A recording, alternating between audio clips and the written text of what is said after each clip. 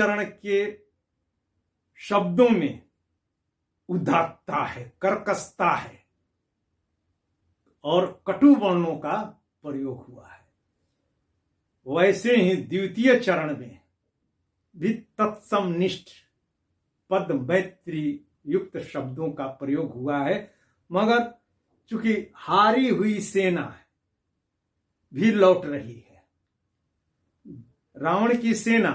के शब्दों में तो उदात्तता है और कटु वर्णों का भी प्रयोग हुआ है। हो महोल्लास, बिंद महोल्लास, मगर राम की सेना चूंकि परास्त है, पराजित है, इसलिए उसमें के लिए जो शब्द प्रयुक्त हुए हैं वे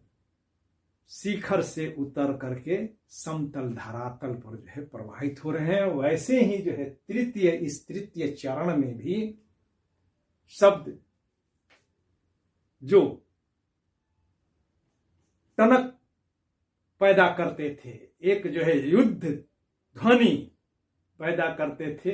यहाँ पर ऐसा लग रहा है कि शांत सरोवर में जो है प्रवाहित हो रहे हैं, यानी कि कर्कशता के स्थान पर भाषा में सरलता और स्वाभाविकता आ गई है।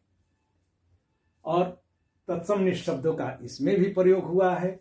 अब छंद तो हम लोग जो है देख ही चुके हैं कि राम के शक्ति पूजा के छंद को लेकर के विद्वानों में मतभेद रहा है। कोई इसे केचुआ छंद कहता है तो कोई इसे रबर छंद कहता है, मगर अधिकांश आज इस बात से सहमत हो गए हैं कि राम की शक्ति पूजा का छंद निराला की तरह ही किसी बंध को स्वीकार नहीं करता है, और निराला ने राम की शक्ति पूजा में जो छंद का प्रयोग किया है, जिस छंद का प्रयोग किया है, वह अपने रूप में स्वयं ही एक नया छंद है, यानी कि निराला एक नए छंद के